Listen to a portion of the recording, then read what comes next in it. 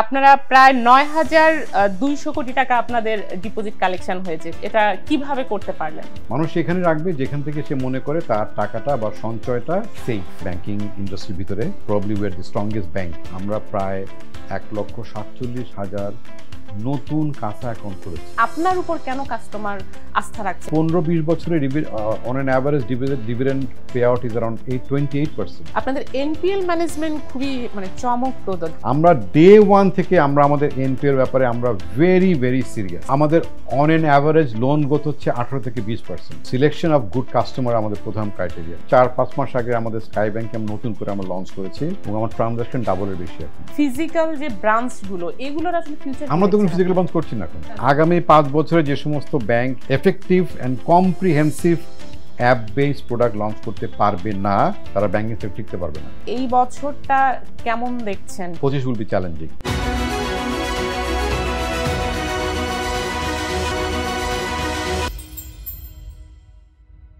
দর্শক, আপনাদের স্বাগত আমাদের ফিনটক উইথ জেবুন্নেসা আলোর শোতে। আমরা আজকে আছি ইস্টার্ন ব্যাংকে। আমরা আজকে কথা বলবো ইস্টার্ন ব্যাংকের ডিপোজিট নিয়ে। এর আগে আমরা কনটেক্সটটা দেই কেন ইস্টার্ন ব্যাংকের ডিপোজিট নিয়ে কথা বলবো। আপনারা জানেন যে 2024 সাল ব্যাংকিং সেক্টরে একটি ইতিহাসের ভয়াবহতম ক্রাইসিস পিরিয়ড পার করেছে। এর মধ্যে সবচেয়ে বড় ক্রাইসিসের একটি পার্ট ছিল ডিপোজিট। আপনারা জানেন অনেক ডিপোজিটার তাদের ডিপোজিটের টাকা ফেরত পাচ্ছিলেন না। অনেক ব্যাংক লিকুইডিটি ক্রাইসিসে, সিভিয়ার লিকুইডিটি ক্রাইসিসে ছিল। তার কারণ ছিল ডিপোজিট উইথড্রল প্রেসার। 5ই আগস্টের পর বিভিন্ন ধরনের করাপশন রিভিল হওয়ার পর অনেকগুলো ব্যাংক খুব দুর্বল অবস্থায় চলে যায়। সেখান থেকে আসলে ডিপোজিটের ক্রাইসিসটা তৈরি হয়। এছাড়া সারা দেশেও ইকোনমিক ক্রাইসিস একটি আমাদের ছিল, যেহেতু হাই ইনফ্লেশন ছিল, লো ইনভেস্টমেন্ট। এসবের মধ্যেও আমরা দেখতে পাই কিছু ব্যাংক এক্সট্রা অর্ডিনারি পারফরমেন্স করেছে ডিপোজিট কালেকশনে। আস্থা যে আমাদের ব্যাংকিং সেক্টরে যে আস্থার সংকট ছিল, কিন্তু কিছু ব্যাংক প্রমাণ করেছে যে তাদের আস্থা কতটা ভালো। তার মধ্যে ইস্টার্ন ব্যাংক একটি অন্যতম ব্যাংক। তো আমরা এই ইস্টার্ন ব্যাংকের পেছনের গল্পটি শুনবো, কিভাবে তারা এই আস্থা ধরে রাখতে পেরেছে। এই গল্পটি আজকে আমাদেরকে জানাবেন ইস্টার্ন ব্যাংকের ম্যানেজিং ডিরেক্টর আলী রেজা ইফতেখার। আমরা আজকে তার সঙ্গে কথা বলবো। আপনাকে ধন্যবাদ আমাদেরকে সময় দেওয়ার জন্য। আমরা দেখতে পাই যে ইস্টার্ন ব্যাংক 25% গ্রোথ দেখেছে এবার ডিপোজিটে, যেখানে আমাদের ইন্ডাস্ট্রি এভারেজ ছিল সিঙ্গেল ডিজিট 7% গ্রোথ। আমরা রিসেন্ট সময়ের মধ্যে লোয়েস্ট গ্রোথ। এবং আপনারা প্রায় ৯,২০০ কোটি টাকা আপনাদের ডিপোজিট কালেকশন হয়েছে, খুবই এক্সট্রাঅর্ডিনারি পারফরমেন্স। তো আপনি যদি একটু বলেন যে এই যে আস্থা ধরে রাখার বিষয়টি এবং রেকর্ড ডিপোজিট আপনারা কালেক্ট করতে পেরেছেন, এটা কিভাবে করতে পারলেন? আচ্ছা, থ্যাংক ইউ আপনাকে। আপনি অ্যাকচুয়ালি কথাটা একদম ঠিক বলেছেন। ডিপোজিটটা হচ্ছে মানুষের কষ্টার্জিত আমানত। কোথায় রাখে? মানুষ সেখানে রাখবে যেখান থেকে সে মনে করে তার টাকাটা বা সঞ্চয়টা সেফ এবং প্রয়োজনের সময় সে টাকা তুলতে পারবে। এটা হচ্ছে ফান্ডামেন্টাল জিনিস। আমরা কিন্তু শুধু 2024 বলে না, আমরা গত 15-20 বছর, 22 বছর, 23 বছর যতই বলো না কেন, আমরা সবসময় আমরা কাস্টমারকে এই ধরনের একটা কনফিডেন্স বিল্ড আপ করতে পেরেছি। শুধু স্বপ্ন দেখিনি, আমরা বাস্তবে আমরা দেখাতে পেরেছি যে আপনাদের সঞ্চয়, আপনাদের টাকা পয়সা আপনারা ইস্টার্ন ব্যাংকে রাখতে পারবেন এবং প্রয়োজনের সময় যার যতটুকু দরকার সে টাকাটা তুলতে পারবে। সো এই জার্নিটা অনেক আগের থেকে। আর ডিপোজিটে যে শুধু যে বেড়েছে আপনার অগাস্ট মাসের পর থেকে তাও কিন্তু না। সবচেয়ে ইন্টারেস্টিং কথা হচ্ছে যে আমাদের কিন্তু 2024 সালের ফার্স্ট কোয়ার্টার ডিপোজিট বেড়েছে, সেকেন্ড কোয়ার্টার বেড়েছে, থার্ড কোয়ার্টার বেড়েছে, ফোর্থ কোয়ার্টার বেড়েছে।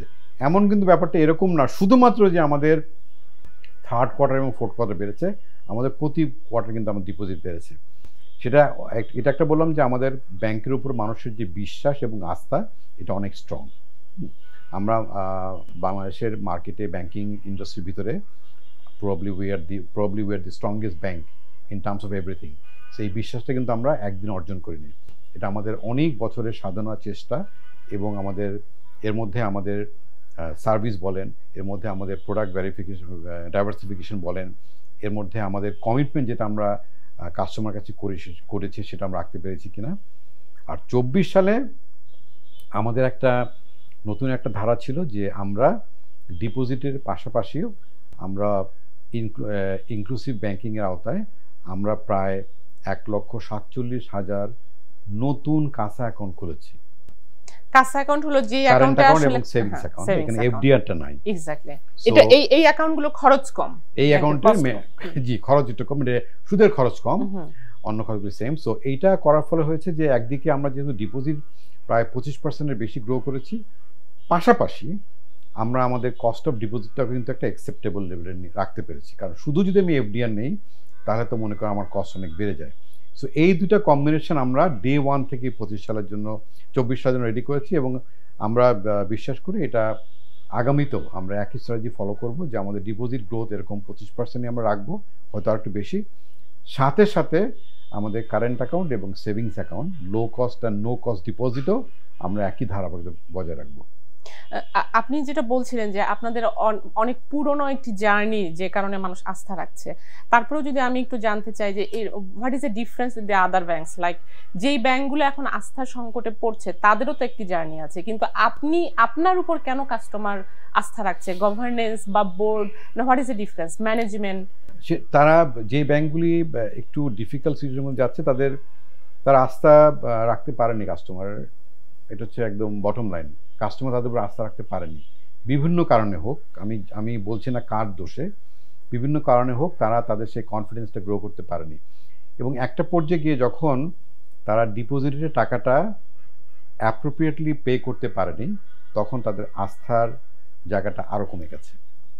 সেইখানেই ভালো ভালো ব্যাংকগুলির অ্যাডেড অ্যাডভান্টেজ হয়েছে। ইটস নট দ্যাট যে ওই শুধুমাত্র ওই সমস্ত ব্যাংকের ডিপোজিট আমাদের কাছে আসছে, তাই না? আপনার তো এই প্রবলেমগুলো শুরু হচ্ছে অগস্ট মাসে, তাহলে কি আমার জানুয়ারি, ফেব্রুয়ারি, মার্চ, এপ্রিল, মে, জুন আমি কি গ্রো করে নেই?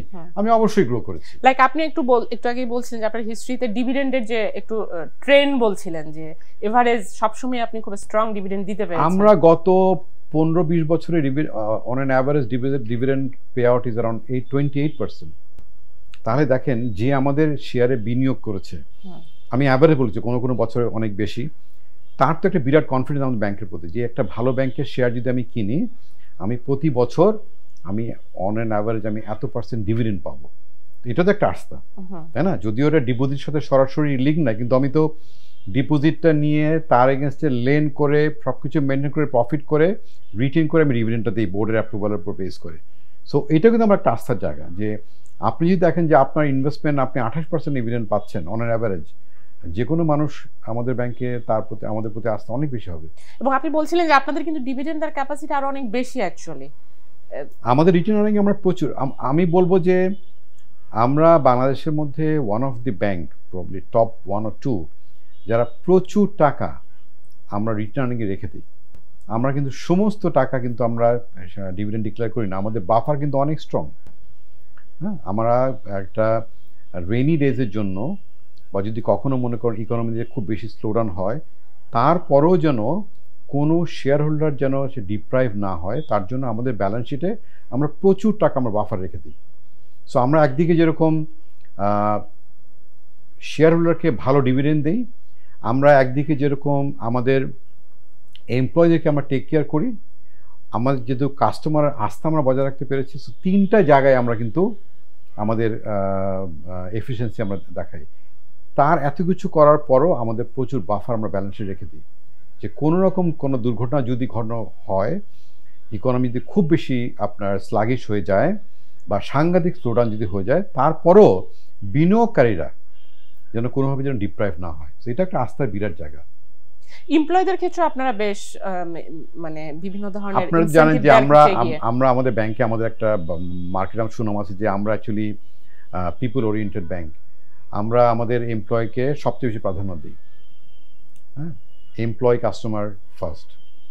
এবং আমাদের বোর্ডও, আমার এত 20 বছর আমার ক্যারিয়ারে আমি যখনই আমার বোর্ডের কাছে গিয়েছি কোনো বেনিফিটের জন্য, এখন পর্যন্ত আমার বোর্ড আমাকে না করেনি, এবং আমি আশা করি যতদিন আমি ব্যাংকে থাকবো আমার বোর্ড কখনো না করবে না। 2টা কারণ, একটা হচ্ছে যে আমি এমন কোনো কিছু বোর্ডের কাছে চাই না যেটা পাওয়া যায় না, আর একটা ব্যাপার হচ্ছে আমার বোর্ড সবসময় তারা বিশ্বাস করে যে আমার এমপ্লয় যদি হ্যাপি থাকে, তারা যদি হ্যাপি থাকে, এর রিটার্ন আমি পাবোই।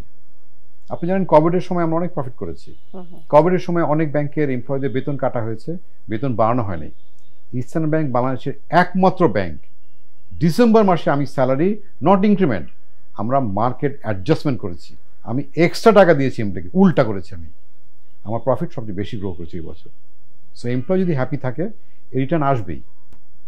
আপনাদের এনপিএল ম্যানেজমেন্ট খুবই মানে চমকপ্রদ, যেখানে আমাদের এই মুহূর্তে ইন্ডাস্ট্রিতে ডিফল্ট লোন সবচেয়ে বড় ক্রাইসিস এই মুহূর্তে, এবং সামনের দিন আরো বড় ক্রাইসিস হতে যাচ্ছে।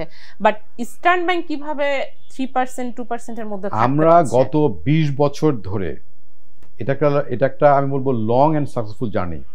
আমাদের গত 20 বছরের এনপিএল অ্যাভারেজ হচ্ছে 3.02।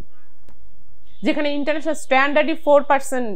তারা আমি খুশি হতাম যে 2% থাকতো, বাট যাই হোক সবকিছু একসাথে পাওয়া যায় না।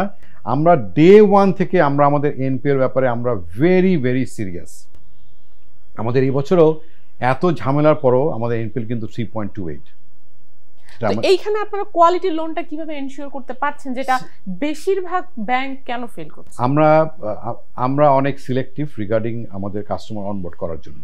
আমরা কেওয়াইসি ব্যাপারে অনেক সিরিয়াস, এবং আমাদের লোন প্রসেসিং যে প্রসেসটা এটা কিন্তু আমি কিন্তু খুব একটা ইনভলভ না এখানে।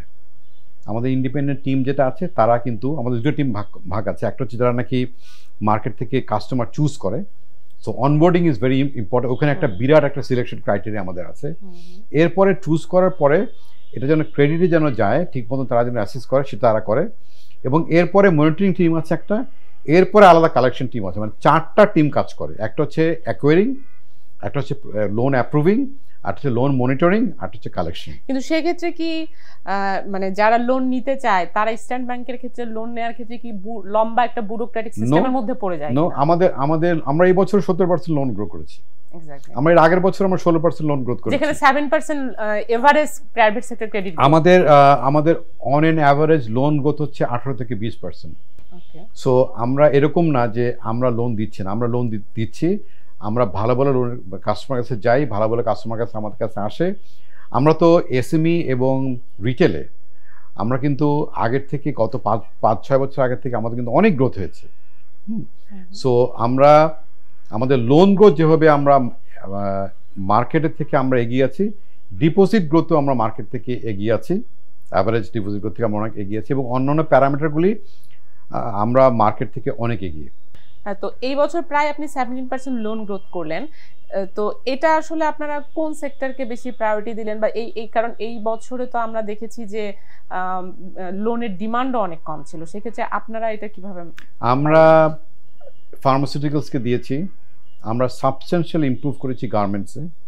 আপনি জানেন যে আমি যদি 1 বছর আমরা চিন্তা করি ইয়ার টু ইয়ার, আমাদের গার্মেন্টসে আমার এক্সপোর্ট বেড়েছে মোর দেন 38%। So selection of good customer আমাদের প্রধান ক্রাইটেরিয়া। সো আমরা ওই জায়গায় গিয়েছি। আমরা কনস্ট্রাকশনে ফাইন্যান্স করেছি, কেমিক্যালসে ফাইন্যান্স করেছি, আমরা এসেনশিয়াল কমোডিটিতে আমরা অনেক বড় এক্সপোজার নিয়েছি। সো আমাদের যে কোর স্ট্রেংথ, আমরা সেই জায়গার মধ্যে থেকেই আমরা আমাদের ব্যালেন্স শিট প্রায় 17% আমরা লোন গ্রোথ করেছি, প্রায় 26-25-এর বেশি আমরা ডিপোজিট গ্রোথ করেছি, এবং এনপিএলটা আমরা লোয়েস্ট পর্যায়ে রেখেছি। আমি আপনাকে বলেছি 20 বছরে আমার অ্যাভারেজ 3.08। এবং আপনি যে একটা জিনিস আমরা হয়তো মিস করে গিয়েছি, যে আপনি বলছিলেন যে 25% ডিপোজিট গ্রোথ আপনি আরো বাড়াতে পারতেন, মানে যেখানে অন্যান্য ব্যাংক ডিপোজিট পাচ্ছে না সেখানে আপনার আরো বাড়ানোর সুযোগ ছিল। আমি ইজিলি এটাকে, আমি এখন তো বাড়াইছি 9,200 কোটি টাকা, আমি ইজিলি এটাকে 12,000 টাকা করতে পারতাম। কিন্তু কেন করে প্রশ্ন করবেন, সেটা হচ্ছে আমাদের প্রত্যেকটা ব্যাংকে একটা অ্যালকো আছে, অ্যাসেট লায়াবিলিটি কমিটি। এরা বেসিক্যালি ব্যালেন্স শিট ম্যানেজ করে, আমার কতটুকু ডিপোজিট দরকার, কখন দরকার, কিভাবে দরকার। আমাদের ব্যাংকে অ্যালকোটা অনেক এফিশিয়েন্ট। আমরা প্রতি মাসে একবার অ্যালকো মিটিং করি। সেখানে আমরা দেখেছি যে শুধু ডিপোজিট নিয়ে আমি যদি ইনভেস্টমেন্ট করতে না পারি, তাহলে তো আমার ব্যাংকের জন্য লস। সো এটা একটা ব্যালেন্স করতে হয়। আমার গ্রোথ কত % হবে লোনে এবং ইনভেস্টমেন্টে, তার সাথে আমি একটা ক্যালকুলেশন করি আমার কত ডিপোজিট দরকার। সো আমি যদি মনে করেন 20% যদি আমি অ্যাসেট গ্রো করতে চেতাম বা করতাম, তাহলে হয়তো আমি আমার 9,200 কোটি টাকা না গ্রোথ করে আমি তো 12,000 টাকা করতে পারতাম। সে সুযোগও কিন্তু আমার ছিল, আমার এখনো আছে। আমি যখন এই বছর আমরা বলেছি আমরা 10,000 কোটি টাকা ডিপোজিট, আপনার জন্য কোনো প্রবলেম না। আমার মনে হয় এখন পর্যন্ত আমাদের কোনো সমস্যা না। আমরা যদি চাই, আমাদের কাস্টমার আমাদের প্রতি অনেক বেশি বিশ্বাসী, আস্থা আছে আমাদের সাথে, আমাদের ব্যাংকের উপরে। আমরা যদি এটাকে ইভেন আমি যদি 12,000 কোটি টাকা করতে চাই আমাদের পক্ষে সম্ভব করা। অন্যান্য ব্যাংকের বেশিরভাগ ব্যাংকই এখন মোবাইল অ্যাপটাকে অনেক বেশি গুরুত্ব দিচ্ছে, ডিজিটাল ট্রানজ্যাকশনকে। আপনাদের মোবাইল অ্যাপ? আমরা ঠিক 4-5 মাস আগে আমাদের স্কাই ব্যাংকে আমরা নতুন করে আমরা লঞ্চ করেছি এবং আমার ট্রানজ্যাকশন ডাবলের বেশি এখন। সো স্কাই ব্যাংকিং এ নতুন নতুন ফিচার অ্যাড করা হয়েছে এবং প্রতিদিনই আমার ট্রানজ্যাকশন এবং নাম্বার অফ হিট, মানে কত সংখ্যক লোক আমার স্কাই ব্যাংকে ঢুকছে, এটাও কিন্তু বাড়ছে। সো এটা একটা আমাদের, আমি বলবো একটা যুগান্তকার আমাদের একটা স্টেপ হয়েছে। ব্যাংকে এখন আমরা অনেক সেবা, অনেক ট্রানজ্যাকশন আপনাকে ব্যাংকে আসার দরকারই নাই, আমরা সব কিছু আপনি স্কাই ব্যাংকের মাঝে করতে পারবেন। এখন যদি ফিজিক্যালি সই করার জন্য আপনাকে আসতে হবে সেটা অন্য ব্যাপার, হয়তো এমন এমন এখনও কিন্তু ডিজিটাল সই কিন্তু অ্যালাউড। হ্যাঁ, আমরা কিন্তু আপনি জানেন যে দেশে একটা আইন পাস করা হয়েছে যে ডিজিটাল সই অ্যালাউড, সেটাও কিন্তু আমরা এখন KYC বা অ্যাকাউন্ট ওপেনিং মাধ্যমে কিন্তু আমরা অ্যাকাউন্টও খোলা শুরু করে দিয়েছি। আমি একটা তো বলতে ভুলে গেছি, এই ডিপোজিটের ভিতরে কিন্তু আমরা ইসলামী ব্যাংকে লঞ্চ করেছি অক্টোবরে, যদিও আমরা গত বছর মাত্র 2.5 মাস পেয়েছি। এই ডিপোজিট কিন্তু আমাদের ইসলামী ব্যাংক ডিপোজিটে কিন্তু আমাদেরকে হেল্প করেছে এবং আমি ভবিষ্যতে আমি মনে করি ইসলামী ব্যাংক ডিপোজিটটা আমাদেরকে আরও হেল্প করবে। এই যে আমি আপনাকে বললাম না যে আমি যদি চাই আমি 12,000 কোটি টাকা ডিপোজিট গ্রো করতে পারবো, এর মধ্যে আমার অ্যাকাউন্ট ওপেনিং যেটা আছে সেটা আমি অনবোর্ড করছি। আমার ইসলামী ব্যাংকিং এরটা আমার এখন আমি পুরো বছর পাবো, গত বছর পেয়েছিলাম মাত্র আড়াই মাস, প্লাস আমার conventional banking. So there is lot of opportunity for us to grow. Sky banking revamp করার আগে আমাদের ট্রানজাকশন ছিল প্রায় 40-45 কোটি টাকার মতন পার ডে। এখন এটা প্রায় 120, 30, 40 কোটি টাকা পর্যন্ত যাচ্ছে। সো আমরা অনেক নতুন ফিচার্স অ্যাড করেছি, সিকিউরিটি ফিচার্স অ্যাড করেছি। কাস্টমারের শুধু লগ ইন করতে একটু ডাটা বেশি লাগে, but once you log in is a very friendly and effective app. তাহলে কি ফিউচার ব্যাংকিং সেক্টরের ফিউচার কি হচ্ছে, যে ফিজিক্যাল যে ব্রাঞ্চগুলো এগুলোর আসলে ফিউচার? আমরা তো কোনো ফিজিক্যাল ব্রাঞ্চ করছি না এখন, মানে আমার কিন্তু এখনো 85টা ব্রাঞ্চ। আপনি আমাদের সাথে সমকক্ষ যে সমস্ত ব্রাঞ্চ আছেন সবাই কিন্তু 150-র বেশি। আচ্ছা, আমরা কিন্তু স্কাই ব্যাংকটা ডিজিটাল ফর্মে যাওয়ার পরে আমরা ব্রাঞ্চ খোলা অলমোস্ট বন্ধ, অলমোস্ট 2-1টা স্ট্র্যাটেজিক লোকেশন আমরা খুলছি। আরটা হচ্ছে যে আমরা সাব ব্রাঞ্চ করছি। সো এজেন্ট ব্যাংকিং আমাদের আছে, আর স্কাই ব্যাংকের জন্য তো আপনার কোনো ফিজিক্যাল কোনো কিছু দরকার হয় না। সো আমরা যে কাজটা করেছি, ইস্যুটা হচ্ছে কাস্টমার রিচ। আমি আপনাকে রিচ করতে পারছি কিনা, এটার জন্য যে শুধু ব্রাঞ্চ করতে হবে এই কনসেপ্টটা ঠিক না। আপনাকে তো আমি রিচ করতে পারছি স্কাই ব্যাংকিং মাধ্যমে। আপনি যে এলাকায় থাকেন সে এলাকায় আমি একটা ছোট সাব ব্রাঞ্চ করতে পারি, আপনি যে এলাকায় থাকেন সেখানে আমি একটা এজেন্ট ব্যাংকিং করতে পারি, আপনি যে এলাকায় থাকেন সেখানে আমি একটা সেলস টিম করতে পারি। তো শুধু যারা ব্রাঞ্চ বাড়িয়ে কাস্টমার রিচ করতে চাই তাদের সাথে আমার একটু দ্বিমত আছে। আমি মনে করি সবচেয়ে ইম্পর্টেন্ট হচ্ছে কাস্টমারের কাছে যাওয়া। নিয়ার ফিউচারে কি আপনার মনে হয় যে সবাই অ্যাপ বেসড ট্রানজ্যাকশনে আসলে এটাই এনাফ হয়ে যাবে, এটা দিয়েই আপনি কাস্টমার অনবোর্ড করতে পারবেন? আগামী 5 বছরে যে সমস্ত bank app based product launch করতে, effective and comprehensive app based product launch করতে পারবে না, বা আমরা যারা অলরেডি অ্যাপ বেসড লঞ্চ করি তারা এনহান্সমেন্ট করতে পারবো না, তারা ব্যাংকিং সেক্টর টিকতে পারবে না। এখন তো মানে সব ব্যাংকের অ্যাপ আছে, মোবাইল অ্যাপ সব ব্যাংকের আছে, বাট আমি বলবো 3-4টা ব্যাংকের অ্যাপ ইজ ভেরি স্ট্রং। অনেকের আছে বাট মনে করেন তারা ফুললি নিজেরা ডেভেলপ করেছেন, মানে আপনাদের লোকাল সফটওয়্যার নাকি? সম্পূর্ণ ইস্টার্ন ব্যাংকের এমপ্লয়িরা ডেভেলপ করেছে। আমাদের প্রচুর সফটওয়্যার আমরা নিজস্ব ডেভেলপ করা। আপনার কাছে মনে হচ্ছে যে এই বছরটা কেমন দেখছেন ব্যাংকিং সেক্টরের জন্য ইনভেস্টমেন্ট পার্সপেক্টিভ থেকে? এই বছর 2025 এর কথা বলছি। 25 উইল বি চ্যালেঞ্জিং, কারণ আপনাকে বুঝতে হবে যে যেখানে কিছুটা পলিটিক্যালের সাথে কিন্তু আপনার বিজনেসও জড়িত, হ্যাঁ, ইকোনমিক জড়িত, যেখানে কিছুটা আনসার্টেনিটি থাকে সেখানে গ্রোথটাও একটু কম থাকে। But on the other hand আমি যেভাবে দেখি, যেখানে একটু ক্যাওস থাকে বা যেখানে একটু আনসার্টেনিটি থাকে, আপনার যদি স্ট্র্যাটেজি আপনি অ্যালাইন করতে পারেন, you can do more business. So আপনি যদি নেভিগেট করতে পারেন ঠিক মতো নিজেকে, যেখানে মনে করেন একটা খালের মধ্যে দিয়ে যাচ্ছেন, আপনাকে তো নৌকাটা লেফট রাইট করে যেতে হবে। If you can navigate properly, there is an opportunity still in 2025। আর লাস্ট যেটি প্রশ্ন, যে 2024 সালে আমরা যে এক্সপেরিয়েন্সের মধ্য দিয়ে গিয়েছি ব্যাংকিং সেক্টরে, সেখান থেকে অ্যাজ এ ব্যাংকার আপনার লেসন কি, বা ব্যাংকিং সেক্টরের অন্যান্য ব্যাংকারদের জন্য আসলে লেসন কি নেওয়া উচিত ফিউচারে যেন আমরা শকটা নিতে পারি? আমি আমার সমস্ত ব্যাংকিং কলিগকে একটা কথা বলতে চাই যে ব্যালেন্স শিট স্ট্রং থাকতে হবে, ক্যাপিটাল বেস স্ট্রং থাকতে হবে, অ্যাডুকেট প্রভিশন থাকতে হবে। এটা একটা ব্যাংক, এটা একটা মুদি দোকান না। এটা 100 বছর যেন ব্যাংকটা বাংলাদেশে মানে দেশ চলে। আপনি কাস্টমারের প্রায় 90% টাকা দিয়ে ব্যাংক চালাচ্ছেন। সো এই কাস্টমারের আস্থা আপনাকে অর্জন করতে হবে কীভাবে? শুধু আপনি অ্যাডভার্টাইজমেন্ট করলে হবে না, আপনার ব্যালেন্স শিটে অতখানি স্ট্রং করতে হবে যাতে করে আপনি যদি দেখেন 24 সালে এই প্রবলেমগুলো হলো, আজকে এই সমস্ত ব্যাংকে যদি ব্যালেন্স শিট যদি স্ট্রং থাকতো, অ্যাডিকুয়েট ক্যাপিটাল থাকতো, অ্যাডিকুয়েট প্রভিশন থাকতো, তাহলে কিন্তু সমস্যা হতো না বা এই পর্যন্ত হতো না। সো আমাদের মতন বাংলাদেশে আরো অনেক ব্যাংক যাদের balance sheet strong, provision adequate, more than adequate আমাদের মতন, অ্যাডিকুয়েট ক্যাপিটাল আছে এবং তাদের একটা জার্নি প্ল্যান আছে। আমার মনে হয় তারা খুব যদি এরকম আরও যদি কোনো অ্যাডভার্স খোদা না কিছু কিছু হয়, দে উইল সার্ভাইভ এবং the people will have confidence on those banks.